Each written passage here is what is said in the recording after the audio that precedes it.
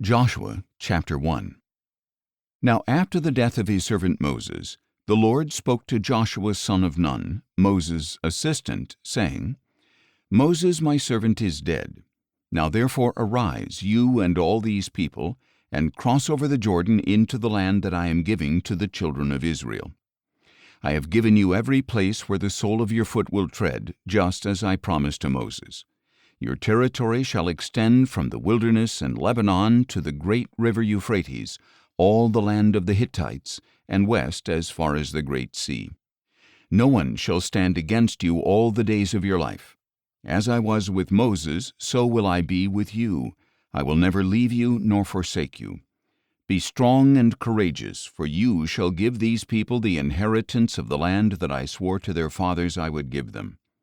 Above all, be strong and very courageous. Be careful to observe all the law that my servant Moses commanded you. Do not turn from it to the right or to the left, so that you may prosper wherever you go. This book of the law must not depart from your mouth. Meditate on it day and night, so that you may be careful to do everything written in it. For then you will prosper and succeed in all you do. Have I not commanded you to be strong and courageous? Do not be afraid, do not be discouraged, for the Lord your God is with you wherever you go. Then Joshua commanded the officers of the people, Go through the camp and tell the people, Prepare your provisions, for within 3 days you will cross the Jordan to go in and take possession of the land that the Lord your God is giving you to possess. But to the Reubenites, the Gadites, and the half-tribe of Manasseh, Joshua said, Remember what Moses, the servant of the Lord, commanded you when he said, The Lord your God will give you rest, and he will give you this land. Your wives, your young children, and your livestock may remain in the land that Moses gave you on this side of the Jordan, but all your mighty men of valor must be armed for battle to cross over ahead of your brothers and help them, until the Lord gives them rest as he has done for you, and your brothers also possess the land that the Lord your God is giving them. Then you may return to the land of your inheritance and take possession of that which Moses the servant of the Lord gave you on the east side of the Jordan. So they answered Joshua, Everything you have commanded us we will do, and everywhere you send us we will go. Just as we obeyed Moses in all things, so we will obey you, and may the Lord your God be with you as he was with Moses. Anyone who rebels against your order and does not obey your words, all that you command him, will be put to death. Above all, be strong and courageous. Joshua chapter 2. Then Joshua son of Nun secretly sent 2 spies from Shittim, saying, Go, inspect the land, especially Jericho. So they went and entered the house of a prostitute named Rahab, and stayed there.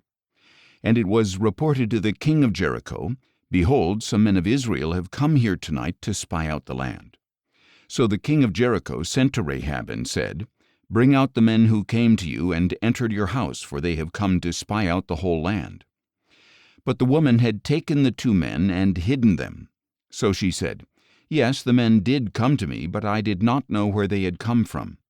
At dusk, when the gate was about to close, the men went out, and I do not know which way they went. Pursue them quickly, and you may catch them. But Rahab had taken them up to the roof and hidden them among the stalks of flax that she had laid out there. So the king's men set out in pursuit of the spies along the road to the fords of the Jordan, and as soon as they had gone out, the gate was shut. Before the spies lay down for the night, Rahab went up on the roof and said to them, I know that the Lord has given you this land, and that the fear of you has fallen on us, so that all who dwell in the land are melting in fear of you. For we have heard how the Lord dried up the waters of the Red Sea before you when you came out of Egypt, and what you did to Sihon and Og, the 2 kings of the Amorites across the Jordan, whom you devoted to destruction. When we heard this, our hearts melted, and everyone's courage failed because of you. For the Lord your God is God in the heavens above and on the earth below. Now therefore, please swear to me by the Lord that you will indeed show kindness to my family, because I showed kindness to you. Give me a sure sign that you will spare the lives of my father and mother, my brothers and sisters, and all who belong to them, and that you will deliver us from death. "Our lives for your lives," the men agreed. "If you do not report our mission, we will show you kindness and faithfulness when the Lord gives us the land." Then Rahab let them down by a rope through the window, since the house where she lived was built into the wall of the city. "Go to the hill country," she said, "so that your pursuers will not find you. Hide yourselves there for 3 days until they have returned. Then go on your way." The men said to her, "We will not be bound by this oath you made us swear, unless, when we enter the land, you have tied this scarlet cord in the window through which you let us down, and unless you have brought your father and mother and brothers and all your family into your house. If anyone goes out the door of your house into the street, his blood will be on his own head, and we will be innocent. But if a hand is laid on anyone with you in the house, his blood will be on our heads. And if you report our mission, we will be released from the oath you made us swear." "Let it be as you say," she replied, and she sent them away. And when they had gone, she tied the scarlet cord in the window. So the spies went out into the hill country and stayed there 3 days, until their pursuers had returned without finding them, having searched all along the road. Then the 2 men started back, came down from the hill country, and crossed the river. So they came to Joshua son of Nun and reported all that had happened to them. "The Lord has surely delivered the entire land into our hands," they said to Joshua. "Indeed, all who dwell in the land are melting in fear of us." Joshua chapter 3. Early the next morning Joshua got up and left Shittim with all the Israelites. They went as far as the Jordan, where they camped before crossing over. After 3 days, the officers went through the camp and commanded the people, "When you see the ark of the covenant of the Lord your God being carried by the Levitical priests, you are to set out from your positions and follow it. But keep a distance of about 2,000 cubits between yourselves and the ark. Do not go near it, so that you can see the way to go, since you have never traveled this way before." Then Joshua told the people, "Consecrate yourselves, for tomorrow the Lord will do wonders among you." And he said to the priests, "Take the ark of the covenant and go on ahead of the people." So they carried the ark of the covenant and went ahead of them. Now the Lord said to Joshua, "Today I will begin to exalt you in the sight of all Israel, so they may know that I am with you just as I was with Moses. Command the priests carrying the ark of the covenant, when you reach the edge of the waters, stand in the Jordan." So Joshua told the Israelites, "Come here and listen to the words of the Lord your God." He continued, "This is how you will know that the living God is among you, and that he will surely drive out before you the Canaanites, Hittites, Hivites, Perizzites, Girgashites, Amorites, and Jebusites. Behold, the ark of the covenant of the Lord of all the earth will go ahead of you into the Jordan. Now choose 12 men from the tribes of Israel, 1 from each tribe. When the feet of the priests who carry the ark of the Lord of all the earth, touch down in the waters of the Jordan, its flowing waters will be cut off and will stand up in a heap." So when the people broke camp to cross the Jordan, the priests carried the ark of the covenant ahead of them. Now the Jordan overflows its banks throughout the harvest season. But as soon as the priests carrying the ark reached the Jordan and their feet touched the water's edge, the flowing water stood still. It backed up as far upstream as Adam, a city in the area of Zarethan, while the water flowing toward the sea of the Arabah, the salt sea, was completely cut off. So the people crossed over opposite Jericho. The priests carrying the ark of the covenant of the Lord stood firm on dry ground in the middle of the Jordan, while all Israel crossed over the dry ground until the entire nation had crossed the Jordan. Joshua chapter 4. When the whole nation had finished crossing the Jordan, the Lord said to Joshua, "Choose 12 men from among the people, 1 from each tribe, and command them, 'Take up for yourselves 12 stones from the middle of the Jordan where the priests were standing. Carry them with you and set them down in the place where you spend the night.'" So Joshua summoned the 12 men he had appointed from the Israelites, 1 from each tribe, and said to them, "Cross over before the ark of the Lord your God into the middle of the Jordan. Each of you is to take a stone upon his shoulder according to the number of the tribes of Israel, to serve as a sign among you. In the future, when your children ask, 'What do these stones mean to you?' you are to tell them, 'The waters of the Jordan were cut off before the ark of the covenant of the Lord. When it crossed the Jordan, the waters were cut off. Therefore these stones will be a memorial to the Israelites forever.' Thus the Israelites did as Joshua had commanded them. They took up 12 stones from the middle of the Jordan, one for each tribe of Israel, just as the Lord had told Joshua, and they carried them to the camp where they set them down. Joshua also set up 12 stones in the middle of the Jordan, in the place where the priests who carried the Ark of the Covenant stood, and the stones are there to this day. Now the priests who carried the ark remained standing in the middle of the Jordan until the people had completed everything the Lord had commanded Joshua to tell them, just as Moses had directed Joshua. The people hurried across, and after everyone had finished crossing, the priests with the ark of the Lord crossed in the sight of the people. The Reubenites, the Gadites, and the half-tribe of Manasseh crossed over before the Israelites, armed for battle as Moses had instructed them. About 40,000 troops armed for battle crossed over before the Lord into the plains of Jericho. On that day the Lord exalted Joshua in the sight of all Israel, and they revered him all the days of his life, just as they had revered Moses. Then the Lord said to Joshua, "Command the priests who carry the ark of the testimony to come up from the Jordan." So Joshua commanded the priests, "Come up from the Jordan." When the priests carrying the ark of the covenant of the Lord came up out of the Jordan and their feet touched the dry land, the waters of the Jordan returned to their course and overflowed all the banks as before. On the 10th day of the first month the people went up from the Jordan and camped at Gilgal on the eastern border of Jericho, and there at Gilgal Joshua set up the 12 stones they had taken from the Jordan. Then Joshua said to the Israelites, "In the future, when your children ask their fathers, 'What is the meaning of these stones?' you are to tell them, 'Israel crossed the Jordan on dry ground. For the Lord your God dried up the waters of the Jordan before you until you had crossed over, just as he did to the Red Sea, which he dried up before us until we had crossed over. He did this so that all the peoples of the earth may know that the hand of the Lord is mighty, and so that you may always fear the Lord your God." Joshua chapter 5. Now when all the Amorite kings west of the Jordan and all the Canaanite kings along the coast heard how the Lord had dried up the waters of the Jordan before the Israelites until they had crossed over, their hearts melted and their spirits failed for fear of the Israelites. At that time the Lord said to Joshua, "Make flint knives and circumcise the sons of Israel once again." So Joshua made flint knives and circumcised the sons of Israel at Gibeath-ha-Araloth.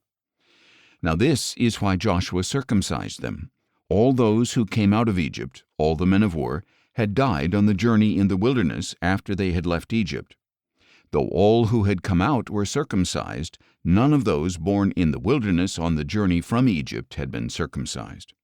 For the Israelites had wandered in the wilderness 40 years, until all the nation's men of war who had come out of Egypt had died, since they did not obey the Lord.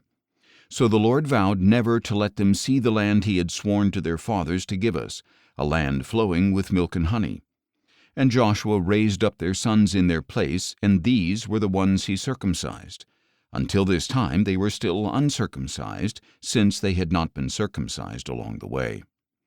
And after all the nation had been circumcised, they stayed there in the camp until they were healed. Then the Lord said to Joshua, "Today I have rolled away the reproach of Egypt from you." So that place has been called Gilgal to this day.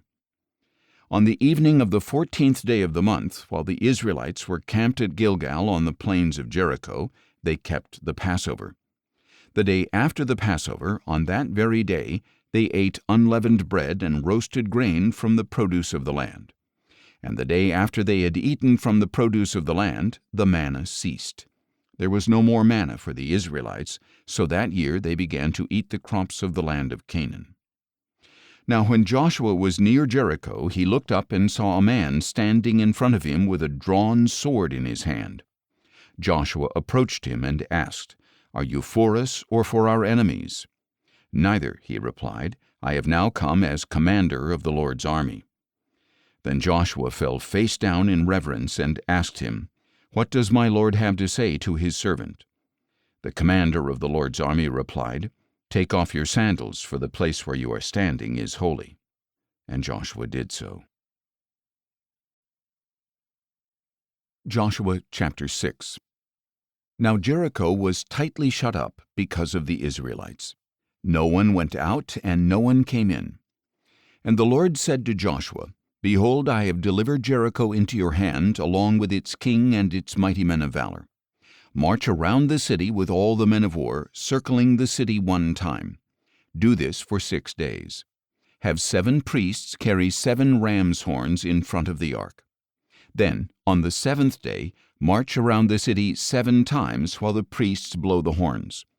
And when there is a long blast of the ram's horn, and you hear its sound, have all the people give a mighty shout. Then the wall of the city will collapse, and all your people will charge straight into the city."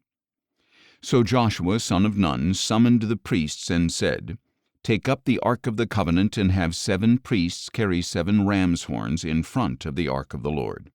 And he told the people, "Advance and march around the city with the armed troops going ahead of the ark of the Lord." After Joshua had spoken to the people, 7 priests carrying 7 ram's horns before the Lord advanced and blew the horns, and the ark of the covenant of the Lord followed them.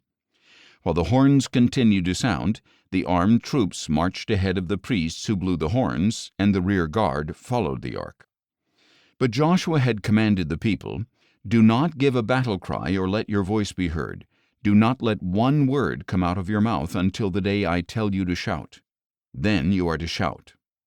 So he had the ark of the Lord carried around the city, circling it once. And the people returned to the camp and spent the night there. Joshua got up early the next morning, and the priests took the ark of the Lord, and the 7 priests carrying 7 ram's horns kept marching ahead of the ark of the Lord and blowing the horns. The armed troops went in front of them, and the rear guard followed the ark of the Lord, while the horns kept sounding. So on the 2nd day they marched around the city once and returned to the camp. They did this for 6 days. Then on the 7th day they got up at dawn and marched around the city 7 times in the same manner. That was the only day they circled the city 7 times.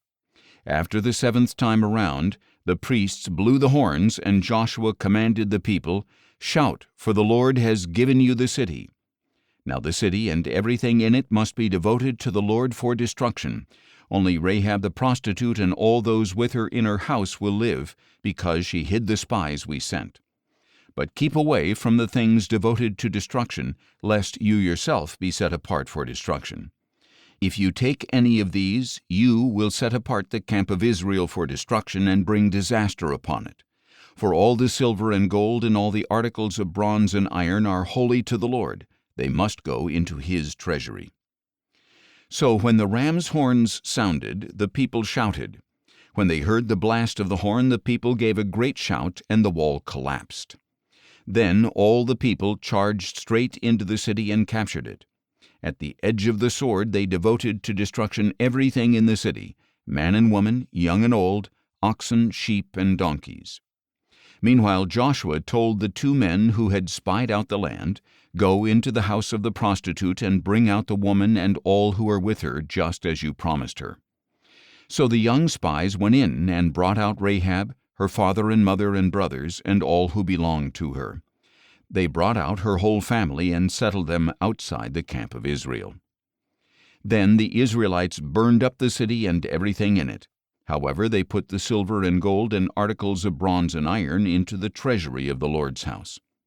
And Joshua spared Rahab the prostitute with her father's household and all who belonged to her, because she hid the men Joshua had sent to spy out Jericho. So she has lived among the Israelites to this day. At that time Joshua invoked this solemn oath: "Cursed before the Lord is the man who rises up and rebuilds this city Jericho. At the cost of his firstborn he will lay its foundations. At the cost of his youngest he will set up its gates." So the Lord was with Joshua, and his fame spread throughout the land. Joshua chapter 7. The Israelites, however, acted unfaithfully regarding the things devoted to destruction. Achan, son of Carmi, the son of Zabdi, the son of Zerah of the tribe of Judah, took some of what was set apart. So the anger of the Lord burned against the Israelites. Meanwhile Joshua sent men from Jericho to Ai, which is near Bethaven, to the east of Bethel, and told them, "Go up and spy out the land." So the men went up and spied out Ai. On returning to Joshua they reported, "There is no need to send all the people. 2,000 or 3,000 men are enough to go up and attack Ai. Since the people of Ai are so few, you need not wear out all our people there." So about 3,000 men went up, but they fled before the men of Ai. And the men of Ai struck down about 36 of them, chasing them from the gate as far as the quarries and striking them down on the slopes. So the hearts of the people melted and became like water. Then Joshua tore his clothes and fell face down before the ark of the Lord until evening, as did the elders of Israel, and they all sprinkled dust on their heads. "O Lord God," Joshua said, "why did you ever bring this people across the Jordan to deliver us into the hand of the Amorites to be destroyed? If only we had been content to stay on the other side of the Jordan. O Lord, what can I say now that Israel has turned its back and run from its enemies? When the Canaanites and all who live in the land hear about this, they will surround us and wipe out our name from the earth. Then what will you do for your great name?" But the Lord said to Joshua, "Stand up. Why have you fallen on your face? Israel has sinned. They have transgressed my covenant that I commanded them, and they have taken some of what was devoted to destruction. Indeed, they have stolen and lied, and they have put these things with their own possessions. This is why the Israelites cannot stand against their enemies. They will turn their backs and run from their enemies because they themselves have been set apart for destruction. I will no longer be with you unless you remove from among you whatever is devoted to destruction. Get up and consecrate the people, saying, 'Consecrate yourselves for tomorrow, for this is what the Lord, the God of Israel, says. Among you, O Israel, there are things devoted to destruction. You cannot stand against your enemies until you remove them. In the morning you must present yourselves tribe by tribe. The tribe that the Lord selects shall come forward clan by clan, and the clan that the Lord selects shall come forward family by family, and the family that the Lord selects shall come forward man by man. The one who is caught with the things devoted to destruction must be burned along with all that belongs to him, because he has transgressed the covenant of the Lord and committed an outrage in Israel.' So Joshua arose early the next morning and had Israel come forward tribe by tribe, and the tribe of Judah was selected. He had the clans of Judah come forward, and the clan of the Zerahites was selected. He had the clan of the Zerahites come forward, and the family of Zabdi was selected. And he had the family of Zabdi come forward man by man, and Achan, son of Carmi, the son of Zabdi, the son of Zerah, of the tribe of Judah, was selected. So Joshua said to Achan, 'My son, give glory to the Lord, the God of Israel, and make a confession to him. I urge you to tell me what you have done. Do not hide it from me.' 'It is true,' Achan replied. 'I have sinned against the Lord, the God of Israel. This is what I did. When I saw among the spoils a beautiful cloak from Shinar, 200 shekels of silver, and a bar of gold weighing 50 shekels, I coveted them and took them. They are hidden in the ground inside my tent with the silver underneath.' So Joshua sent messengers who ran to the tent, and there it all was, hidden in his tent, with the silver underneath. They took the things from inside the tent, brought them to Joshua and all the Israelites, and spread them out before the Lord. Then Joshua, together with all Israel, took Achan son of Zerah, the silver, the cloak, the bar of gold, his sons and daughters, his oxen and donkeys and sheep, his tent and everything else he owned, and brought them to the valley of Achor. 'Why have you brought this trouble upon us?' said Joshua. 'Today the Lord will bring trouble upon you.' And all Israel stoned him to death. Then they stoned the others and burned their bodies. And they heaped over Achan a large pile of rocks that remains to this day. So the Lord turned from his burning anger. Therefore that place is called the Valley of Achor to this day." Joshua chapter 8. Then the Lord said to Joshua, "Do not be afraid or discouraged. Take the whole army with you, and go up and attack Ai. See, I have delivered into your hand the king of Ai, his people, his city, and his land. And you shall do to Ai and its king as you did to Jericho and its king, except that you may carry off their plunder and livestock for yourselves. Set up an ambush behind the city." So Joshua and the whole army set out to attack Ai. Joshua chose 30,000 mighty men of valor and sent them out at night with these orders. Pay attention. You are to lie in ambush behind the city, not too far from it. All of you must be ready. Then I and all the troops with me will advance on the city. When they come out against us, as they did the first time, we will flee from them. They will pursue us until we have drawn them away from the city, for they will say, "The Israelites are running away from us as they did before."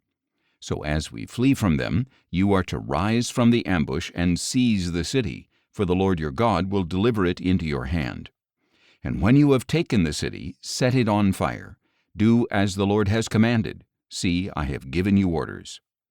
So Joshua sent them out, and they went to the place of ambush and lay in wait between Bethel and Ai to the west of Ai. But Joshua spent that night among the people. Joshua got up early the next morning and mobilized his men, and he and the elders of Israel marched before them up to Ai. Then all the troops who were with him marched up and approached the city. They arrived in front of Ai and camped to the north of it, with a valley between them and the city. Now Joshua had taken about 5,000 men and set up an ambush between Bethel and Ai to the west of the city. So the forces were stationed with the main camp to the north of the city, and the rear guard to the west of the city. And that night Joshua went into the valley. When the king of Ai saw the Israelites, he hurried out early in the morning with the men of the city to engage them in battle at an appointed place overlooking the Arabah. But he did not know that an ambush had been set up against him behind the city. Joshua and all Israel let themselves be beaten back before them, and they fled toward the wilderness. Then all the men of Ai were summoned to pursue them, and they followed Joshua and were drawn away from the city. Not a man was left in Ai or Bethel who did not go out after Israel, leaving the city wide open while they pursued Israel. Then the Lord said to Joshua, "Hold out your battle lance toward Ai, for into your hand I will deliver the city." So Joshua held out his battle lance toward Ai, and as soon as he did so, the men in ambush rose quickly from their position. They rushed forward, entered the city, captured it, and immediately set it on fire. When the men of Ai turned and looked back, the smoke of the city was rising into the sky. They could not escape in any direction, and the troops who had fled to the wilderness now became the pursuers. When Joshua and all Israel saw that the men in ambush had captured the city and that smoke was rising from it, they turned around and struck down the men of Ai. Meanwhile, those in the ambush came out of the city against them, and the men of Ai were trapped between the Israelite forces on both sides. So Israel struck them down until no survivor or fugitive remained. But they took the king of Ai alive and brought him to Joshua. When Israel had finished killing all the men of Ai who had pursued them into the field and wilderness, and when every last one of them had fallen by the sword, all the Israelites returned to Ai and put it to the sword as well. A total of 12,000 men and women fell that day, all the people of Ai. Joshua did not draw back the hand that held his battle lance until he had devoted to destruction all who lived in Ai. Israel took for themselves only the cattle and plunder of that city, as the Lord had commanded Joshua. So Joshua burned Ai and made it a permanent heap of ruins, a desolation to this day. He hung the king of Ai on a tree until evening, and at sunset Joshua commanded that they take down the body from the tree and throw it down at the entrance of the city gate. And over it they raised a large pile of rocks, which remains to this day. At that time Joshua built an altar on Mount Ebal to the Lord, the God of Israel, just as Moses, the servant of the Lord, had commanded the Israelites. He built it according to what is written in the book of the law of Moses, an altar of uncut stones on which no iron tool has been used, and on it they offered burnt offerings to the Lord, and they sacrificed peace offerings. And there, in the presence of the Israelites, Joshua inscribed on the stones a copy of the law of Moses which he had written. All Israel, foreigners and citizens alike, with their elders, officers, and judges, stood on both sides of the Ark of the Covenant of the Lord, facing the Levitical priests who carried it. Half of the people stood in front of Mount Gerizim, and half of them in front of Mount Ebal, as Moses, the servant of the Lord, had commanded earlier, to bless the people of Israel.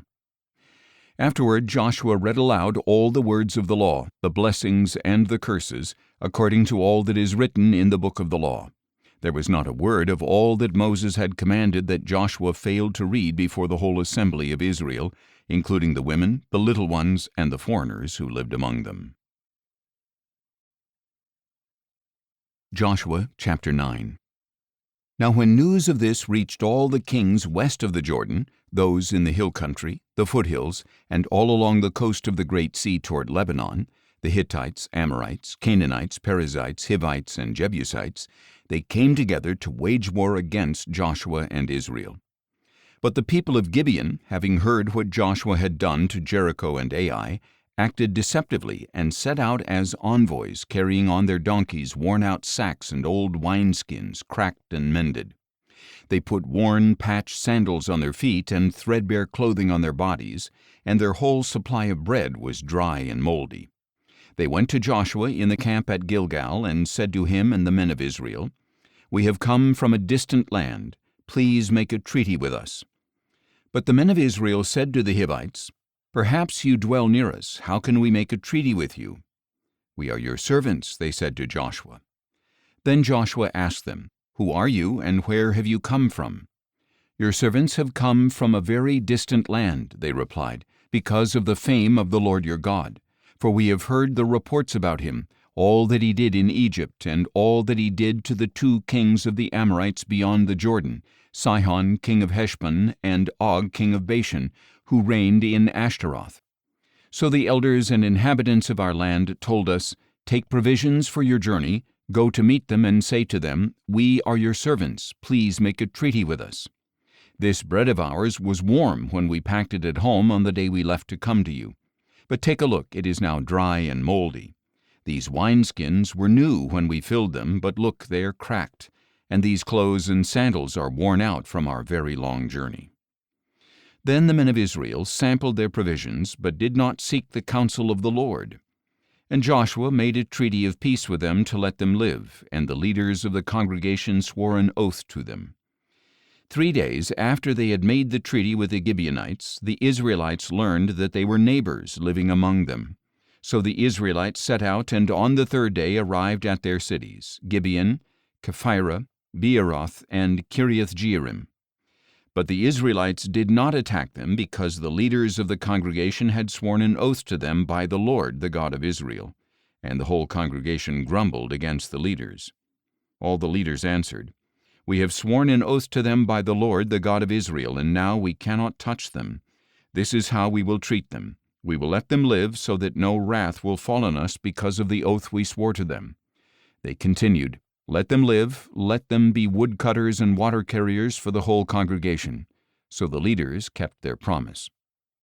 Then Joshua summoned the Gibeonites and said, "Why did you deceive us by telling us you live far away from us, when in fact you live among us? Now therefore you are under a curse, and will perpetually serve as woodcutters and water carriers for the house of my God." The Gibeonites answered, "Your servants were told clearly that the Lord your God had commanded his servant Moses to give you all the land and wipe out all its inhabitants before you. So we greatly feared for our lives because of you, and that is why we have done this. Now we are in your hands. Do to us whatever seems good and right to you." So Joshua did this and delivered them from the hands of the Israelites, and they did not kill the Gibeonites. On that day he made them woodcutters and water carriers, as they are to this day, for the congregation of the Lord and for the altar at the place he would choose. Joshua chapter 10. Now Adonizedek, king of Jerusalem, heard that Joshua had captured Ai and devoted it to destruction, doing to Ai and its king as he had done to Jericho and its king, and that the people of Gibeon had made peace with Israel and were living near them. So Adonizedek and his people were greatly alarmed, because Gibeon was a great city, like one of the royal cities. It was larger than Ai, and all its men were mighty. Therefore Adonizedek king of Jerusalem sent word to Hoham king of Hebron, Piram king of Jarmuth, Japhiah king of Lachish, and Deber king of Eglon, saying, Come up and help me, we will attack Gibeon, because they have made peace with Joshua and the Israelites. So the 5 kings of the Amorites, the kings of Jerusalem, Hebron, Jarmuth, Lachish, and Eglon, joined forces and advanced with all their armies. They camped before Gibeon and made war against it. Then the men of Gibeon sent word to Joshua in the camp at Gilgal, Do not abandon your servants. Come quickly and save us. Help us, because all the kings of the Amorites from the hill country have joined forces against us. So Joshua and his whole army, including all the mighty men of valor, came from Gilgal. The Lord said to Joshua, Do not be afraid of them, for I have delivered them into your hand. Not one of them shall stand against you.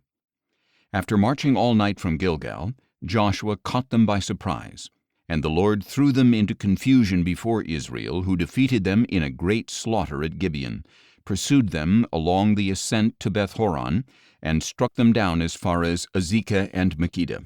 As they fled before Israel along the descent from Beth-horon to Azekah, the Lord cast down on them large hailstones from the sky, and more of them were killed by the hailstones than by the swords of the Israelites. On the day that the Lord gave the Amorites over to the Israelites, Joshua spoke to the Lord in the presence of Israel. O sun, stand still over Gibeon. O moon, over the valley of Ajalon. So the sun stood still, and the moon stopped until the nation took vengeance upon its enemies. Is this not written in the book of Jasher? So the sun stopped in the middle of the sky and delayed going down about a full day. There has been no day like it before or since, when the Lord listened to the voice of a man, because the Lord fought for Israel. Then Joshua returned with all Israel to the camp at Gilgal. Now the 5 kings had fled and hidden in the cave at Makkedah, and Joshua was informed, The 5 kings have been found, they are hiding in the cave at Makkedah. So Joshua said, Roll large stones against the mouth of the cave and post men there to guard them. But you, do not stop there. Pursue your enemies and attack them from behind. Do not let them reach their cities, for the Lord your God has delivered them into your hand. So Joshua and the Israelites continued to inflict a terrible slaughter until they had finished them off, and the remaining survivors retreated to the fortified cities. The whole army returned safely to Joshua in the camp at Makkedah, and no one dared to utter a word against the Israelites. Then Joshua said, Open the mouth of the cave and bring those 5 kings out to me.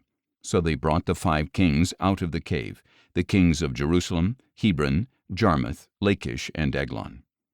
When they had brought the kings to Joshua, he summoned all the men of Israel and said to the army commanders who had accompanied him, Come here and put your feet on the necks of these kings. So the commanders came forward and put their feet on their necks. Do not be afraid or discouraged, Joshua said. Be strong and courageous, for the Lord will do this to all the enemies you fight. After this, Joshua struck down and killed the kings, and he hung their bodies on 5 trees and left them there until evening. At sunset, Joshua ordered that they be taken down from the trees and thrown into the cave in which they had hidden. Then large stones were placed against the mouth of the cave, and the stones are there to this day. On that day Joshua captured Makkedah and put it to the sword along with its king. He devoted to destruction everyone in the city, leaving no survivors. So he did to the king of Makkedah as he had done to the king of Jericho. Then Joshua and all Israel with him moved on from Makkedah to Libnah and fought against Libnah. And the Lord also delivered that city and its king into the hand of Israel, and Joshua put all the people to the sword, leaving no survivors. And he did to the king of Libnah as he had done to the king of Jericho. And Joshua and all Israel with him moved on from Libnah to Lachish. They laid siege to it and fought against it. And the Lord delivered Lachish into the hand of Israel, and Joshua captured it on the 2nd day. He put all the people to the sword, just as he had done to Libnah. At that time Horam king of Gezer went to help Lachish, but Joshua struck him down along with his people, leaving no survivors. So Joshua moved on from Lachish to Eglon, and all Israel with him. They laid siege to it and fought against it. That day they captured Eglon and put it to the sword, And Joshua devoted to destruction everyone in the city, just as he had done to Lachish. Then Joshua and all Israel with him went up from Eglon to Hebron and fought against it. They captured it and put to the sword its king, all its villages, and all the people. Joshua left no survivors, just as he had done at Eglon. He devoted to destruction Hebron and everyone in it. Finally Joshua and all Israel with him turned toward Debir and fought against it. And they captured Debir, its king, and all its villages. They put them to the sword and devoted to destruction everyone in the city, leaving no survivors. Joshua did to Debir and its king as he had done to Hebron and as he had done to Libnah and its king. So Joshua conquered the whole region, the hill country, the Negev, the foothills, and the slopes, together with all their kings, leaving no survivors. He devoted to destruction everything that breathed, just as the Lord, the God of Israel, had commanded. Joshua conquered the area from Kadesh Barnea to Gaza, and the whole region of Goshen as far as Gibeon. And because the Lord, the God of Israel, fought for Israel, Joshua captured all these kings and their land in one campaign. Then Joshua returned with all Israel to the camp at Gilgal. Joshua chapter 11. Now when Jabin, king of Hazor, heard about these things, he sent word to Jobab, king of Madon, to the kings of Shimron and Akshaph, to the kings of the north in the mountains, in the Arabah south of Kinnereth, in the foothills, and in Naphoth Dor to the west, to the Canaanites in the east and west, to the Amorites, Hittites, Perizzites, and Jebusites in the hill country, and to the Hivites at the foot of Hermon in the land of Mizpah. So these kings came out with all their armies, a multitude as numerous as the sand on the seashore, along with a great number of horses and chariots. All these kings joined forces and encamped at the waters of Merom to fight against Israel. Then the Lord said to Joshua, "Do not be afraid of them, for by this time tomorrow I will deliver all of them slain before Israel. You are to hamstring their horses and burn up their chariots." So by the waters of Merom, Joshua and his whole army came upon them suddenly and attacked them. And the Lord delivered them into the hand of Israel, who struck them down and pursued them all the way to Greater Sidon and Misrephoth-Maim, and eastward as far as the valley of Mizpah. They struck them down, leaving no survivors. Joshua treated them as the Lord had told him. He hamstrung their horses and burned up their chariots. At that time Joshua turned back and captured Hazor and put its king to the sword, because Hazor was formerly the head of all these kingdoms. The Israelites put everyone in Hazor to the sword, devoting them to destruction. Nothing that breathed remained, and Joshua burned down Hazor itself. Joshua captured all these kings and their cities and put them to the sword. He devoted them to destruction, as Moses, the Lord's servant, had commanded. Yet Israel did not burn any of the cities built on their mounds, except Hazor, which Joshua burned. The Israelites took for themselves all the plunder and livestock of these cities, but they put all the people to the sword until they had completely destroyed them, not sparing anyone who breathed. As the Lord had commanded his servant Moses, so Moses commanded Joshua. That is what Joshua did, leaving nothing undone of all that the Lord had commanded Moses. So Joshua took this entire region, the hill country, all the Negev, all the land of Goshen, the western foothills, the Arabah, and the mountains of Israel and their foothills, from Mount Halak, which rises toward Seir, as far as Baal-Gad in the valley of Lebanon at the foot of Mount Hermon. He captured all their kings and struck them down, putting them to death. Joshua waged war against all these kings for a long period of time. No city made peace with the Israelites except the Hivites living in Gibeon. All others were taken in battle.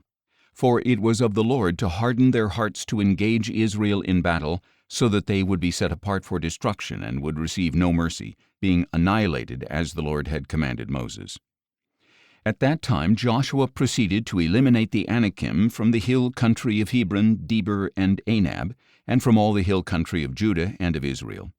Joshua devoted them to destruction along with their cities. No Anakim were left in the land of the Israelites. Only in Gaza, Gath, and Ashdod did any survive. So Joshua took the entire land, in keeping with all that the Lord had spoken to Moses.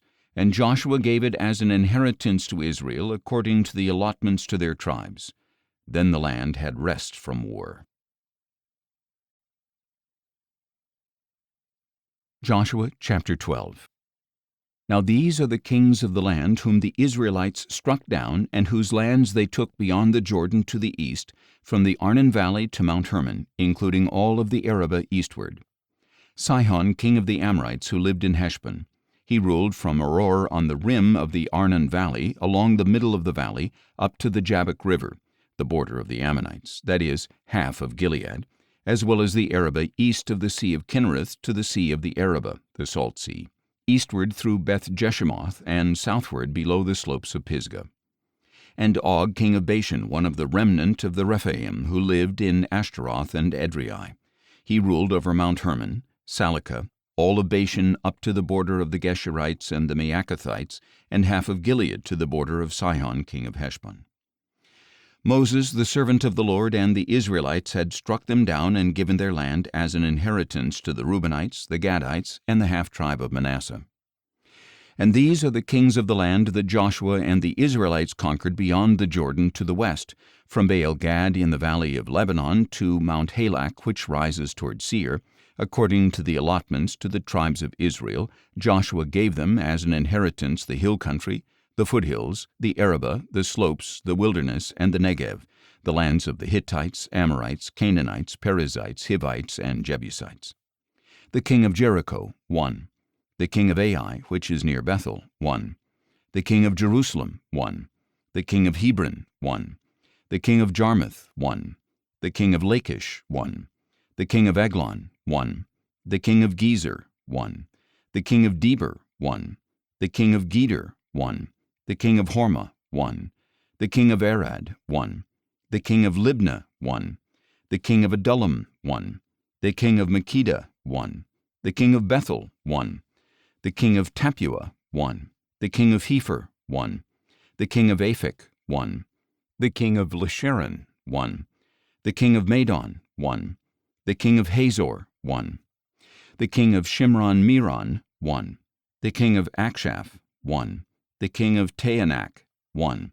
The king of Megiddo, 1. The king of Kedesh, 1. The king of Jokneam in Carmel, 1. The king of Dor in Naphoth Dor, 1. The king of Goyim in Gilgal, 1. And the king of Tirzah, 1. So there were 31 kings in all. Joshua chapter 13. Now Joshua was old and well along in years, and the Lord said to him, You are old and well along in years, but very much of the land remains to be possessed. This is the land that remains: all the territory of the Philistines and the Geshurites, from the Shihor east of Egypt to the territory of Ekron on the north, considered to be Canaanite territory, that of the 5 Philistine rulers of Gaza, Ashdod, Ashkelon, Gath, and Ekron, as well as that of the Avites. To the south, all the land of the Canaanites, from Mearah of the Sidonians to Aphek as far as the border of the Amorites. The land of the Gebalites, and all Lebanon to the east, from Baal-Gad below Mount Hermon to Lebo-Hamath. All the inhabitants of the hill country from Lebanon to Misrephoth-Maim, all the Sidonians, I myself will drive out before the Israelites. Be sure to divide it by lot as an inheritance to Israel, as I have commanded you. Now therefore divide this land as an inheritance to the 9 tribes and the half-tribe of Manasseh. The other half of Manasseh, along with the Reubenites and Gadites, had received the inheritance Moses had given them beyond the Jordan to the east, just as Moses, the servant of the Lord, had assigned to them. The area from Aroer on the rim of the Arnon valley, along with the city in the middle of the valley, the whole plateau of Medeba as far as Dibon, and all the cities of Sihon, king of the Amorites, who reigned in Heshbon, as far as the border of the Ammonites.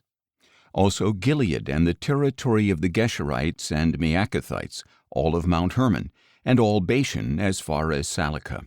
The whole kingdom of Og in Bashan, who had reigned in Ashtaroth and Edrei, and had remained as a remnant of the Rephaim. Moses had struck them down and dispossessed them, but the Israelites did not drive out the Geshurites or the Maacathites. So Gesher and Maacath dwell among the Israelites to this day. To the tribe of Levi, however, Moses had given no inheritance. The offerings made by fire to the Lord, the God of Israel, are their inheritance, just as he had promised them. This is what Moses had given to the clans of the tribe of Reuben. The territory from Aroer on the rim of the Arnon Valley, along with the city in the middle of the valley, to the whole plateau beyond Medeba, to Heshbon and all its cities on the plateau, including Dibon, Bamoth Baal, Beth Baal Meon, Jahaz, Kedemoth, Mephaeth, Kiriathaim, Sibmah, Zereth Shahar on the hill in the valley, Beth Peor, the slopes of Pisgah, and Beth Jeshimoth, all the cities of the plateau, and all the kingdom of Sihon king of the Amorites, who reigned in Heshbon until Moses killed him, and the chiefs of Midian, Evi, Rechem, Zur, Hur, and Reba, the princes of Sihon who lived in the land. The Israelites also killed the diviner Balaam son of Beor, along with the others they put to the sword. And the border of the Reubenites was the bank of the Jordan. This was the inheritance of the clans of the Reubenites, including the cities and villages. This is what Moses had given to the clans of the tribe of Gad: the territory of Jazer, all the cities of Gilead, and half the land of the Ammonites as far as Aroer near Rabbah, the territory from Heshbon to Ramoth Mizpah and Betanim, and from Mahanaim to the border of Debir.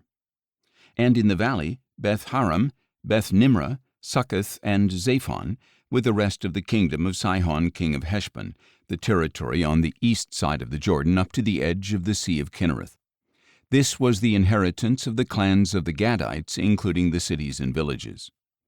This is what Moses had given to the clans of the half-tribe of Manasseh, that is, to half the tribe of the descendants of Manasseh. The territory from Mahanaim through all Bashan, all the kingdom of Og king of Bashan, including all the towns of Jair that are in Bashan, 60 cities, half of Gilead, and Ashtaroth and Edrei, the royal cities of Og in Bashan.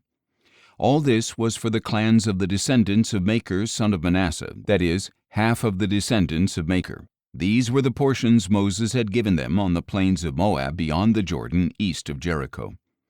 To the tribe of Levi, however, Moses had given no inheritance. The Lord, the God of Israel, is their inheritance, just as he had promised them. Joshua chapter 14. Now these are the portions that the Israelites inherited in the land of Canaan, as distributed by Eleazar the priest, Joshua son of Nun, and the heads of the families of the tribes of Israel. Their inheritance was assigned by lot for the 9½ tribes, as the Lord had commanded through Moses. For Moses had given the inheritance east of the Jordan to the other 2½ tribes, but he granted no inheritance among them to the Levites. The descendants of Joseph became 2 tribes, Manasseh and Ephraim, and no portion of the land was given to the Levites except for cities in which to live, along with pasture lands for their flocks and herds. So the Israelites did as the Lord had commanded Moses, and they divided the land. Then the sons of Judah approached Joshua at Gilgal, and Caleb son of Jephunneh the Kenizzite said to him, "You know what the Lord said to Moses, the man of God, at Kadesh Barnea about you and me. I was 40 years old when Moses, the servant of the Lord, sent me from Kadesh Barnea to spy out the land, and I brought back to him an honest report. Although my brothers who went with me made the hearts of the people melt with fear, I remained loyal to the Lord my God. On that day Moses swore to me, saying, 'Surely the land on which you have set foot will be an inheritance to you and your children forever, because you have wholly followed the Lord my God.' Now behold, as the Lord promised, he has kept me alive these 45 years since he spoke this word to Moses, while Israel wandered in the wilderness. So here I am today, 85 years old, still as strong today as I was the day Moses sent me out. As my strength was then, so it is now for war, for going out, and for coming in. Now therefore give me this hill country that the Lord promised me on that day, for you yourself heard then that the Anakim were there with great and fortified cities. Perhaps with the Lord's help I will drive them out, as the Lord has spoken." Then Joshua blessed Caleb son of Jephunneh and gave him Hebron as his inheritance. Therefore Hebron belongs to Caleb son of Jephunneh the Kenizzite as an inheritance to this day, because he wholly followed the Lord, the God of Israel. Hebron used to be called Kiriath Arba, after Arba, the greatest man among the Anakim. Then the land had rest from war. Joshua chapter 15. Now the allotment for the clans of the tribe of Judah extended to the border of Edom, to the wilderness of Zin at the extreme southern boundary. Their southern border started at the bay on the southern tip of the Salt Sea, proceeded south of the ascent of Akrabim, continued on to Zin, went over to the south of Kadesh Barnea, ran past Hezron up to Adar, and curved toward Karka. It proceeded to Asmon, joined the brook of Egypt, and ended at the sea. This was their southern border. The eastern border was the Salt Sea as far as the mouth of the Jordan. The northern border started from the bay of the sea at the mouth of the Jordan, went up to Beth Hogla, proceeded north to Beth Araba, and went up to the stone of Bohan, son of Reuben. Then the border went up to Deber from the valley of Achor, turning north to Gilgal, which faces the ascent of Adummim south of the ravine. It continued along the waters of En-Shemesh and came out at En-Rogel. From there the border went up to the valley of Hinnom along the southern slope of the Jebusites, that is, Jerusalem, and descended to the top of the hill that faces the valley of Hinnom on the west at the northern end of the valley of Rephaim. From the hilltop the border curved to the spring of the waters of Nephtoah, proceeded to the cities of Mount Ephron, and then bent around toward Baalah, that is, Kiriath-Jearim. The border curled westward from Baalah to Mount Seir, ran along the northern slope of Mount Jearim, that is, Kesalon, went down to Beth-Shemesh, and crossed to Timnah. Then it went out to the northern slope of Ekron, curved toward Shikkeron, proceeded to Mount Baalah, went on to Jabneel, and ended at the sea. And the western border was the coastline of the Great Sea. These are the boundaries around the clans of the descendants of Judah. According to the Lord's command to him, Joshua gave Caleb son of Jephunneh a portion among the sons of Judah, Kiriath Arba, that is, Hebron. Arba was the forefather of Anak. And Caleb drove out from there the 3 sons of Anak, the descendants of Sheshai, Ahiman, and Talmai, the children of Anak. From there he marched against the inhabitants of Deber, formerly known as Kiriath-Sepher. And Caleb said, to the man who strikes down Kiriath-Sepher and captures it, I will give my daughter Achsah in marriage. So Othniel, son of Caleb's brother Kenaz, captured the city, and Caleb gave his daughter Achsah to him in marriage. One day Achsah came to Othniel and urged him to ask her father for a field. When she got off her donkey, Caleb asked her, What do you desire? Give me a blessing, she answered. Since you have given me land in the Negev, give me springs of water as well. So Caleb gave her both the upper and lower springs. This is the inheritance of the clans of the tribe of Judah. These were the southernmost cities of the tribe of Judah in the Negev toward the border of Edom: Kabzeel, Eder, Jagur, Kinah, Damonah, Adadah, Kedesh, Hazor, Ithnan, Ziph, Telem, Bealoth, Hazor Hadattah, Kiriath Hezron, that is, Hazor, Amam, Shema, Moladah, Hazor Gaddah, Heshmon, Beth Pelet, Hazor Shul, Beersheba, Biziothiah, Baalah, Ayim, Ezim, Eltolad, Kisel, Hormah, Ziklag, Madmannah, Sansannah, Lebaoth, Shilhim, Ain, and Rimmon, 29 cities in all, along with their villages. These were in the foothills: Eshtaol, Zorah, Ashna, Zanoah, En-Ganim, Tappuah, Enam, Jarmuth, Adullam, Soko, Azekah, Shearaim, Adathaim, and Gedera, or Gederathaim, 14 cities, along with their villages: Zenon, Hadashah, Migdal-Gad, Dibon, Mizpah, Joktheel, Lachish, Bozkath, Eglon, Kaban, Lamas, Kitlish, Gederith, Beth-Dagon, Naamah, and Makkedah, 16 cities, along with their villages: Libnah, Ether, Ashan, Iftah, Ashna, Nezib, Keilah, Akzib, and Maresha, 9 cities, along with their villages. Ekron with its towns and villages. From Ekron to the sea, all the cities near Ashdod, along with their villages. Ashdod with its towns and villages. Gaza with its towns and villages, as far as the brook of Egypt and the coastline of the Great Sea. These were in the hill country: Shamer, Jatter, Soko, Dana, Kiriath-Sana, that is, Deber, Anab, Eshtemoh, Anim, Goshen, Holon, and Gilo, 11 cities along with their villages.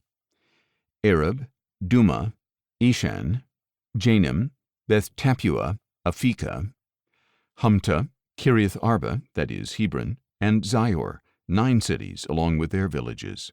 Maon, Carmel, Ziph, Juttah, Jezreel, Jokdeam, Zanoah, Cain, Gibeah, and Timnah, 10 cities along with their villages. Halhol, Beth-zur, Geder, Maarath, Beth-Anoth, and Eltekon, 6 cities along with their villages. Kiriath-Baal, that is, Kiriath-Jearim, and Rabbah, 2 cities along with their villages. These were in the wilderness: Beth-arabah, Middin, Sekekah, Nibshan, the city of salt, and En-gedi, 6 cities along with their villages. But the descendants of Judah could not drive out the Jebusites living in Jerusalem, so to this day the Jebusites live there among the descendants of Judah. Joshua chapter 16. The allotment for the descendants of Joseph extended from the Jordan at Jericho to the waters of Jericho on the east, through the wilderness that goes up from Jericho into the hill country of Bethel. It went on from Bethel, that is, Luz, and proceeded to the border of the Archites in Ataroth. Then it descended westward to the border of the Japhletites as far as the border of lower Beth-horon and on to Gezer, and it ended at the sea. So Ephraim and Manasseh, the sons of Joseph, received their inheritance. This was the territory of the descendants of Ephraim by their clans. The border of their inheritance went from Ataroth-adar in the east to upper Beth-horon and out toward the sea. From Mikmethath on the north it turned eastward toward Taanath-Shiloh and passed by it to Genoa on the east. From Genoa it went down to Ataroth and Naarah, and then reached Jericho and came out at the Jordan. From Tappuah to the border went westward to the brook of Cana and ended at the sea. This was the inheritance of the clans of the tribe of Ephraim, along with all the cities and villages set apart for the descendants of Ephraim within the inheritance of Manasseh. But they did not drive out the Canaanites who lived in Gezer. So the Canaanites dwell among the Ephraimites to this day, but they are forced laborers. Joshua chapter 17. Now this was the allotment for the tribe of Manasseh as Joseph's firstborn son, namely for Machir, the firstborn of Manasseh and father of the Gileadites, who had received Gilead and Bashan because Machir was a man of war. So this allotment was for the rest of the descendants of Manasseh, the clans of Abiezer, Helek, Asriel, Shechem, Hepher, and Shemida. These are the other male descendants of the clans of Manasseh, son of Joseph. But Zelophehad, son of Hepher, the son of Gilead, the son of Machir, the son of Manasseh, had no sons but only daughters. These are the names of his daughters: Mahlah, Noah, Hoglah, Milcah, and Tirzah. They approached Eleazar the priest, Joshua son of Nun, and the leaders, and said, "The Lord commanded Moses to give us an inheritance among our brothers." So Joshua gave them an inheritance among their father's brothers, in keeping with the command of the Lord. Thus 10 shares fell to Manasseh, in addition to the land of Gilead and Bashan beyond the Jordan, because the daughters of Manasseh received an inheritance among his sons. And the land of Gilead belonged to the rest of the sons of Manasseh. Now the border of Manasseh went from Asher to Mikmethath near Shechem, then southward to include the inhabitants of En-Tappuah. The region of Tappuah belonged to Manasseh, but Tappuah itself, on the border of Manasseh, belonged to Ephraim. From there the border continued southward to the brook of Cana. There were cities belonging to Ephraim among the cities of Manasseh, but the border of Manasseh was on the north side of the brook and ended at the sea. Ephraim's territory was to the south and Manasseh's was to the north, having the sea as its border and adjoining Asher on the north and Issachar on the east. Within Issachar and Asher, Manasseh was assigned Bethshean, Ibleam, Dor, that is, Naphath, Endor, Taanach, and Megiddo, each with their surrounding settlements. But the descendants of Manasseh were unable to occupy these cities because the Canaanites were determined to stay in this land. However, when the Israelites grew stronger, they put the Canaanites to forced labor. but they failed to drive them out completely. Then the sons of Joseph said to Joshua, "Why have you given us only one portion as an inheritance? We have many people because the Lord has blessed us abundantly." Joshua answered them, "If you have so many people that the hill country of Ephraim is too small for you, go to the forest and clear for yourself an area in the land of the Perizzites and the Rephaim." "The hill country is not enough for us," they replied, "and all the Canaanites who live in the valley have iron chariots, both in Bethshean with its towns and in the valley of Jezreel." So Joshua said to the house of Joseph, to Ephraim and Manasseh, "You have many people in great strength. You shall not have just one allotment, because the hill country will be yours as well. It is a forest. Clear it, and its farthest limits will be yours. Although the Canaanites have iron chariots, and although they are strong, you can drive them out." Joshua chapter 18. Then the whole congregation of Israel assembled at Shiloh and set up the tent of meeting there. And though the land was subdued before them, there were still 7 tribes of Israel who had not yet received their inheritance. So Joshua said to the Israelites, "How long will you put off entering and possessing the land that the Lord, the God of your fathers, has given you? Appoint 3 men from each tribe, and I will send them out to survey the land and map it out according to the inheritance of each. Then they will return to me and divide the land into 7 portions. Judah shall remain in their territory in the south, and the house of Joseph shall remain in their territory in the north. When you have mapped out the 7 portions of land and brought it to me, I will cast lots for you here in the presence of the Lord our God. The Levites, however, have no portion among you, because their inheritance is the priesthood of the Lord. And Gad, Reuben, and half the tribe of Manasseh have already received the inheritance that Moses, the servant of the Lord, gave them beyond the Jordan to the east." As the men got up to go out, Joshua commanded them to map out the land, saying, "Go and survey the land, map it out, and return to me. Then I will cast lots for you here in Shiloh in the presence of the Lord."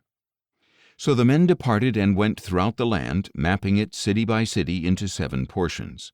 Then they returned with the document to Joshua at the camp in Shiloh. And Joshua cast lots for them in the presence of the Lord at Shiloh, where he distributed the land to the Israelites according to their divisions. The first lot came up for the clans of the tribe of Benjamin. Their allotted territory lay between the tribes of Judah and Joseph. On the north side their border began at the Jordan, went up past the northern slope of Jericho, headed west through the hill country, and came out at the wilderness of Bethaven.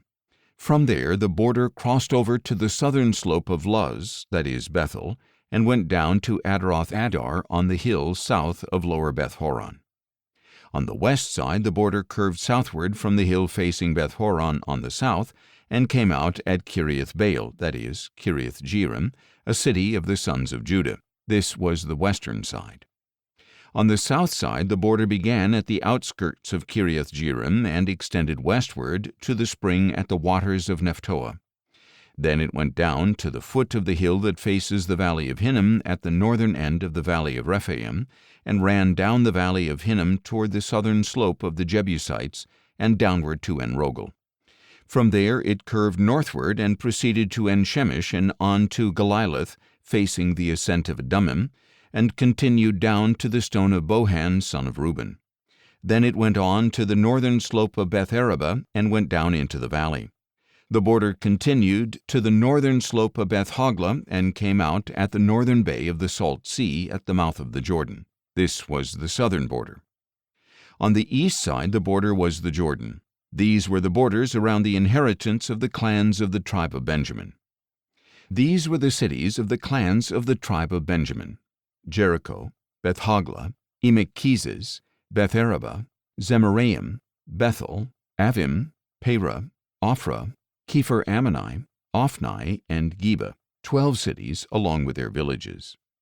Gibeon, Ramah, Beeroth, Mizpah, Kephirah, Moza, Rechem, Irpeel, Terelah, Zelah, Haeleph, Jebus, that is Jerusalem, Gibeah, and Kiriath Jearim, 14 cities along with their villages. This was the inheritance of the clans of the tribe of Benjamin. Joshua chapter 19. The second lot came out for the clans of the tribe of Simeon. Their inheritance lay within the territory of Judah and included Beersheba, or Sheba, Moladah, Hazar Shual, Bela, Ezem, El-Tolad, Bethel, Hormah, Ziklag, Beth Markaboth, Hazar Susa, Beth Lebaoth, and Sharuhen, 13 cities along with their villages. Ain, Rimmon, Ether, and Ashan, 4 cities along with their villages, and all the villages surrounding these cities as far as Baalath-beer, Ramah of the Negev. This was the inheritance of the clans of the tribe of Simeon. The inheritance of the Simeonites was taken from the territory of Judah because the share for Judah's descendants was too large for them. So the Simeonites received an inheritance within Judah's portion. The third lot came up for the clans of the tribe of Zebulun. The border of their inheritance stretched as far as Sarid. It went up westward to Maralah, reached Dabbesheth, and met the brook east of Jokneam. From Sarid it turned eastward along the border of Kisloth-Tabor and went on to Daberath and up to Japhiah. From there it crossed eastward to Gath-Hepher and to Ethkazin. It extended to Rimmon and curved around toward Neah. Then the border circled around the north side of Neah to Hanathon and ended at the valley of Iftal. It also included Katteth, Nahalal, Shimron, Idalah, and Bethlehem. There were 12 cities along with their villages. This was the inheritance of the clans of the tribe of Zebulun, including these cities and their villages. The fourth lot came out for the clans of the tribe of Issachar.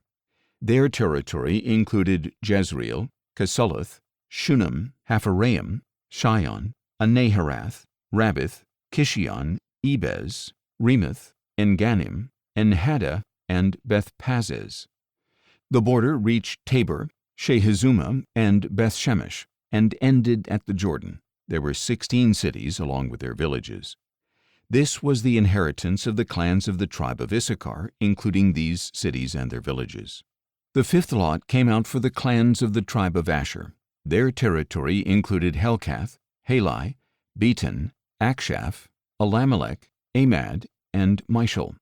On the west, the border touched Carmel and Shihor-Libnath, then turned eastward toward Beth-Dagon, touched Zebulun and the valley of Iftal, and went north to Beth-Emek and Naail, passing Cabel on the left.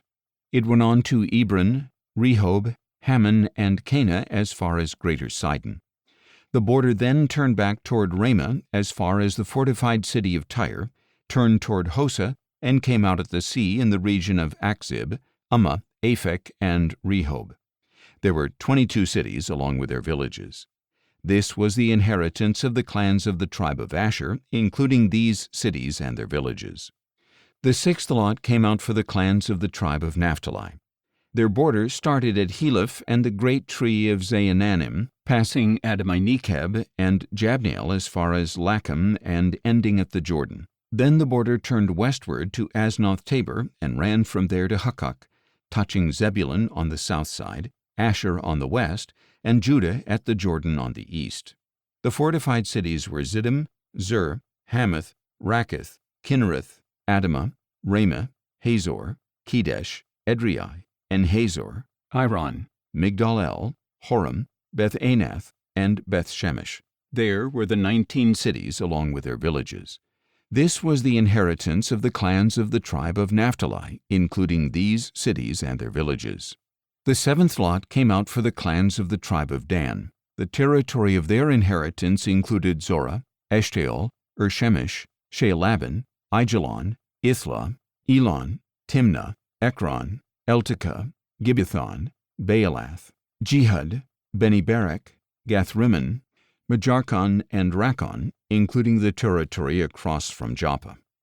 Later, when the territory of the Danites was lost to them, they went up and fought against Leshem, captured it, and put it to the sword. So they took possession of Leshem, settled there, and renamed it after their father Dan. This was the inheritance of the clans of the tribe of Dan, including these cities and their villages. When they had finished distributing the land into its territories, the Israelites gave Joshua son of Nun an inheritance among them, as the Lord had commanded. They gave him the city of Timnath-Serah in the hill country of Ephraim as he requested. He rebuilt the city and settled in it. These are the inheritances that Eleazar the priest, Joshua son of Nun, and the heads of the families distributed by lot to the tribes of Israel at Shiloh before the Lord at the entrance to the tent of meeting.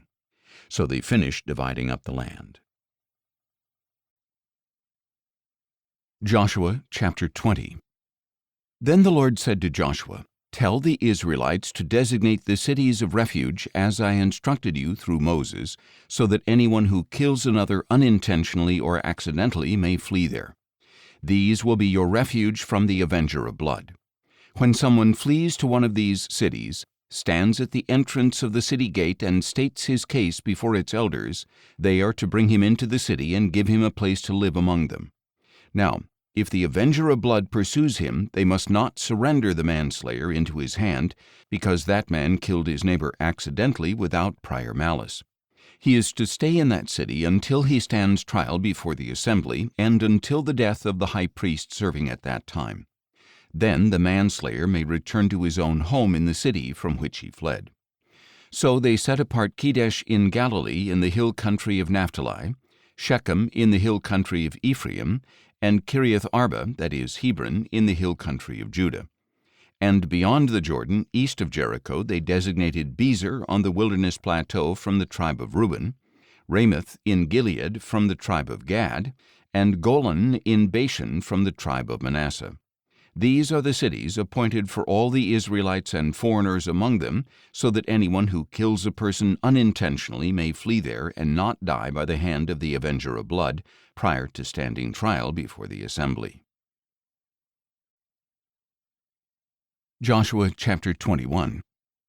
Now the family heads of the Levites approached Eleazar the priest, Joshua son of Nun, and the heads of the other tribes of Israel at Shiloh in the land of Canaan, and said to them, "The Lord commanded through Moses that we be given cities in which to live, together with pasture lands for our livestock. So by the command of the Lord, the Israelites gave the Levites these cities and their pasture lands out of their own inheritance. The first lot came out for the Kohathite clans. The Levites, who were descendants of Aaron the priest, received 13 cities by lot from the tribes of Judah, Simeon, and Benjamin. The remaining descendants of Kohath received 10 cities by lot from the tribes of Ephraim, Dan, and the half-tribe of Manasseh. The descendants of Gershon received 13 cities by lot from the tribes of Issachar, Asher, Naphtali, and the half-tribe of Manasseh in Bashan. And the descendants of Merari received 12 cities from the tribes of Reuben, Gad, and Zebulun. So the Israelites allotted to the Levites these cities together with their pasture lands, as the Lord had commanded through Moses. From the tribes of Judah and Simeon they designated these cities by name to the descendants of Aaron from the Kohathite clans of the Levites, because the first lot fell to them. They gave them Kiriath Arba, that is Hebron, with its surrounding pasture lands in the hill country of Judah. Arba was the father of Anak. But they had given the fields and villages around the city to Caleb son of Jephunneh as his possession.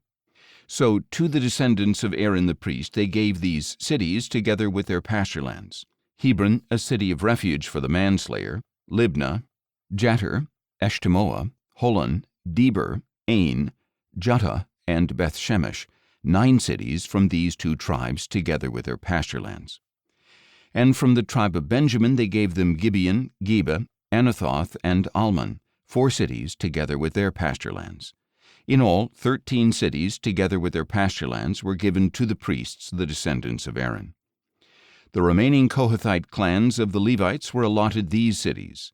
From the tribe of Ephraim they were given Shechem in the hill country of Ephraim, a city of refuge for the manslayer; Gezer, Kibzaim, and Beth-horon, 4 cities together with their pasture lands. From the tribe of Dan they were given Eltekeh, Gibbethon, Ajalon, and Gathrimmon, 4 cities together with their pasture lands. And from the half-tribe of Manasseh they were given Taanach and Gathrimmon, 2 cities together with their pasture lands. In all, 10 cities together with their pasture lands were given to the rest of the Kohathite clans. This is what the Levite clans of the Gershonites were given. From the half-tribe of Manasseh they were given Golan in Bashan, a city of refuge for the manslayer, and Beeshterah, 2 cities together with their pasture lands. From the tribe of Issachar they were given Kishion, Daberath, Jarmuth, and Engannim, 4 cities, together with their pasture lands. From the tribe of Asher they were given Mishal, Abdon, Helkath, and Rehob, 4 cities, together with their pasture lands. And from the tribe of Naphtali they were given Kedesh in Galilee, a city of refuge for the manslayer, Hamath-dor, and Kartan, 3 cities, together with their pasture lands. In all, 13 cities, together with their pasture lands, were given to the Gershonite clans. This is what the Merarite clan, the rest of the Levites, were given. From the tribe of Zebulun they were given Jokneam, Karta, Dimnah, and Nahalal, 4 cities, together with their pasture lands. From the tribe of Reuben they were given Bezer, Jahaz, Kedemoth, and Mephaath, 4 cities, together with their pasture lands. And from the tribe of Gad they were given Ramoth in Gilead, a city of refuge for the manslayer, Mahanaim, Heshbon, and Jazer, 4 cities in all, together with their pasture lands. In all, 12 cities were allotted to the clans of Merari, the remaining Levite clans. For the Levites then there were 48 cities in all, together with their pasture lands, within the territory of the Israelites. Each of these cities had its own surrounding pasture lands. This was true for all the cities. Thus the Lord gave Israel all the land he had sworn to give their fathers, and they took possession of it and settled in it. And the Lord gave them rest on every side, just as he had sworn to their fathers. None of their enemies could stand against them, for the Lord delivered all their enemies into their hand. Not one of all the Lord's good promises to the house of Israel had failed.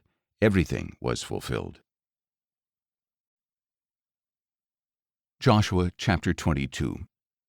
Then Joshua summoned the Reubenites, the Gadites, and the half-tribe of Manasseh, and told them, "You have done all that Moses, the servant of the Lord, commanded you, and you have obeyed my voice in all that I commanded you.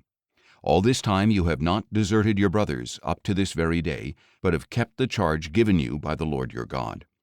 And now that the Lord your God has given your brothers rest as he promised them, you may return to your homes in the land that Moses, the servant of the Lord, gave you across the Jordan. But be very careful to observe the commandment and the law that Moses, the servant of the Lord, gave you, to love the Lord your God, to walk in all his ways, to keep his commandments, to hold fast to him, and to serve him with all your heart and with all your soul." So Joshua blessed them and sent them on their way, and they went to their homes. To the half-tribe of Manasseh Moses had given land in Bashan, and to the other half Joshua gave land on the west side of the Jordan among their brothers. When Joshua sent them to their homes, he blessed them, saying, "Return to your homes with your great wealth, with immense herds of livestock, with silver, gold, bronze, iron, and very many clothes. Divide with your brothers the spoil of your enemies." So the Reubenites, the Gadites, and the half-tribe of Manasseh left the Israelites at Shiloh in the land of Canaan to return to their own land of Gilead, which they had acquired according to the command of the Lord through Moses. And when they came to Galiloth, near the Jordan in the land of Canaan, the Reubenites, the Gadites, and the half-tribe of Manasseh built an imposing altar there by the Jordan. Then the Israelites received the report, "Behold, the Reubenites, the Gadites, and the half-tribe of Manasseh have built an altar on the border of the land of Canaan at Galiloth near the Jordan on the Israelite side." And when they heard this, the whole congregation of Israel assembled at Shiloh to go to war against them. The Israelites sent Phinehas, son of Eleazar, the priest, to the land of Gilead, to the Reubenites, the Gadites, and the half-tribe of Manasseh. With him they sent 10 chiefs, one family leader from each tribe of Israel, each the head of a family among the clans of Israel. They went to the Reubenites, the Gadites, and the half-tribe of Manasseh in the land of Gilead, and said to them, "This is what the whole congregation of the Lord says. What is this breach of faith you have committed today against the God of Israel by turning away from the Lord and building for yourselves an altar that you might rebel against the Lord this day? Was not the sin of Peor enough for us, from which we have not cleansed ourselves to this day? It even brought a plague upon the congregation of the Lord. And now would you turn away from the Lord? If you rebel today against the Lord, tomorrow he will be angry with the whole congregation of Israel. If indeed the land of your inheritance is unclean, then cross over to the land of the Lord's possession, where the Lord's tabernacle stands, and take possession of it among us. But do not rebel against the Lord or against us by building for yourselves an altar other than the altar of the Lord our God.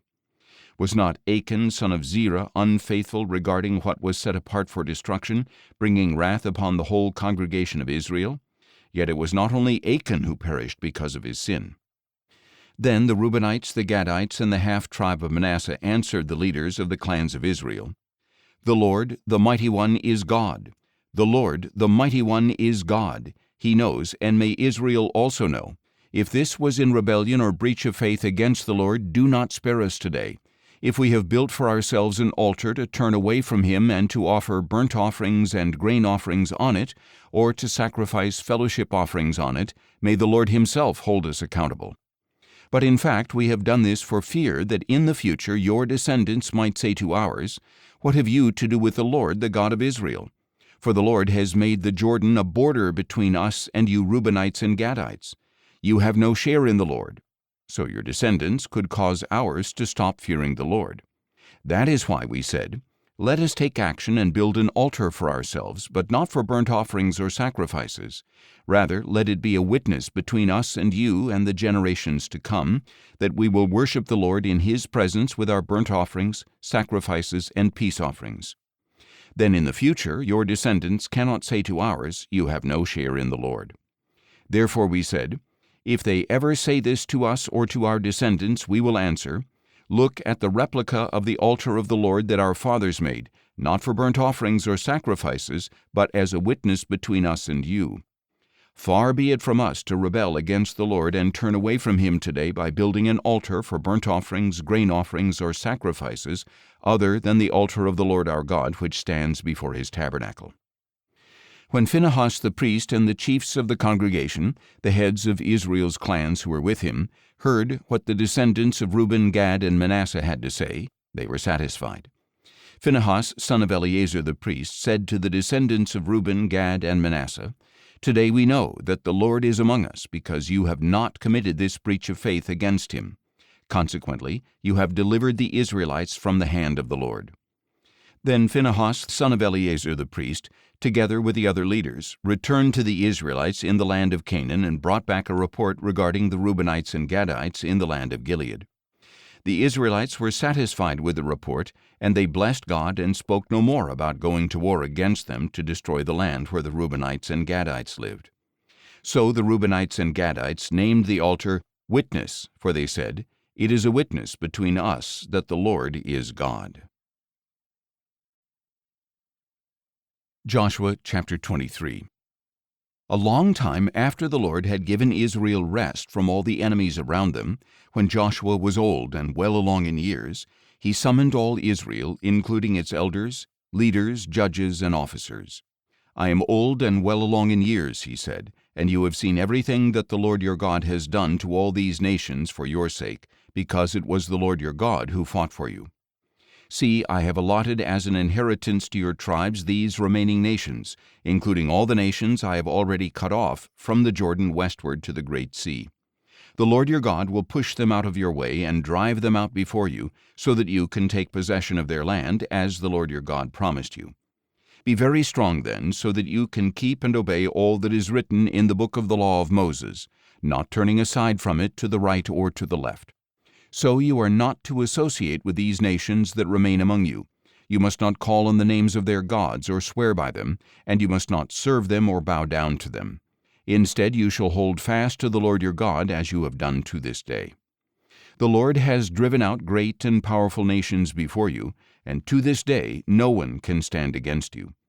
One of you can put 1,000 to flight, because the Lord your God fights for you, just as He promised. Therefore, watch yourselves carefully that you love the Lord your God. For if you turn away and cling to the rest of these nations that remain among you, and if you intermarry and associate with them, know for sure that the Lord your God will no longer drive out these nations before you. Instead, they will become for you a snare and a trap, a scourge in your sides and thorns in your eyes, until you perish from this good land that the Lord your God has given you. Now behold, today I am going the way of all the earth, and you know with all your heart and soul that not one of the good promises the Lord your God made to you has failed. Everything was fulfilled for you, not one promise has failed. But just as every good thing the Lord your God promised you has come to pass, likewise the Lord will bring upon you the calamity He has threatened, until He has destroyed you from this good land He has given you. If you transgress the covenant of the Lord your God which he commanded you, and go and serve other gods and bow down to them, then the anger of the Lord will burn against you, and you will quickly perish from this good land he has given you. Joshua chapter 24. Then Joshua assembled all the tribes of Israel at Shechem. He summoned the elders, leaders, judges, and officers of Israel, and they presented themselves before God. And Joshua said to all the people, "This is what the Lord, the God of Israel, says. Long ago your fathers, including Terah the father of Abraham and Nahor, lived beyond the Euphrates and worshipped other gods. But I took your father Abraham from beyond the Euphrates and led him through all the land of Canaan, and I multiplied his descendants. I gave him Isaac, and to Isaac I gave Jacob and Esau. I gave Esau Mount Seir to possess, but Jacob and his sons went down to Egypt. Then I sent Moses and Aaron, and I afflicted the Egyptians by what I did there, and afterward I brought you out. When I brought your fathers out of Egypt, and you reached the Red Sea, the Egyptians pursued them with chariots and horsemen as far as the Red Sea. So your fathers cried out to the Lord, and he put darkness between you and the Egyptians, over whom he brought the sea and engulfed them. Your very eyes saw what I did to the Egyptians. Then you lived in the wilderness for a long time. Later I brought you to the land of the Amorites, who lived beyond the Jordan. They fought against you, but I delivered them into your hand, that you should possess their land, when I destroyed them before you. Then Balak son of Zippor, the king of Moab, set out to fight against Israel. He sent for Balaam son of Beor to curse you, but I would not listen to Balaam. So he blessed you again, and I delivered you from his hand. After this you crossed the Jordan and came to Jericho. The people of Jericho fought against you, as did the Amorites, Perizzites, Canaanites, Hittites, Girgashites, Hivites, and Jebusites, and I delivered them into your hand. I sent the hornet ahead of you, and it drove out the 2 Amorite kings before you, but not by your own sword or bow. So I gave you a land on which you did not toil, and cities that you did not build, and now you live in them, and eat from vineyards and olive groves that you did not plant. Now therefore, fear the Lord, and serve him in sincerity and truth. Cast aside the gods your fathers served beyond the Euphrates and in Egypt, and serve the Lord. But if it is unpleasing in your sight to serve the Lord, then choose for yourselves this day whom you will serve, whether the gods your fathers served beyond the Euphrates, or the gods of the Amorites in whose land you are living. As for me and my house, we will serve the Lord." The people replied, "Far be it from us to forsake the Lord to serve other gods. For the Lord our God brought us and our fathers out of the land of Egypt, out of the house of slavery, and performed these great signs before our eyes. He also protected us throughout our journey and among all the nations through which we traveled.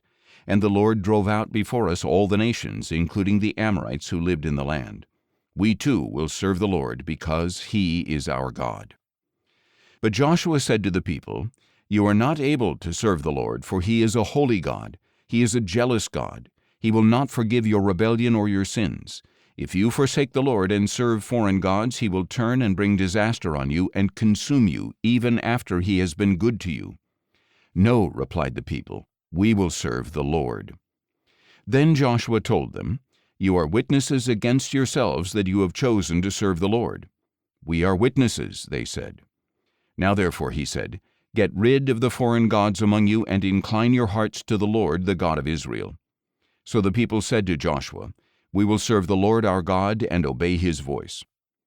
On that day Joshua made a covenant for the people, and there at Shechem he established for them a statute and ordinance. Joshua recorded these things in the book of the law of God. Then he took a large stone and set it up there under the oak that was near the sanctuary of the Lord. And Joshua said to all the people, "You see this stone? It will be a witness against us, for it has heard all the words the Lord has spoken to us, and it will be a witness against you if you ever deny your God."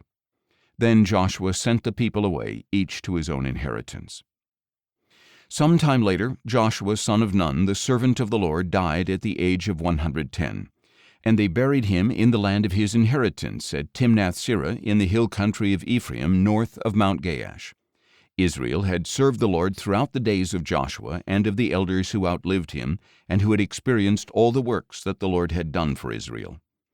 And the bones of Joseph, which the Israelites had brought up out of Egypt, were buried at Shechem in the plot of land that Jacob had purchased from the sons of Hamor, Shechem's father, for 100 pieces of silver.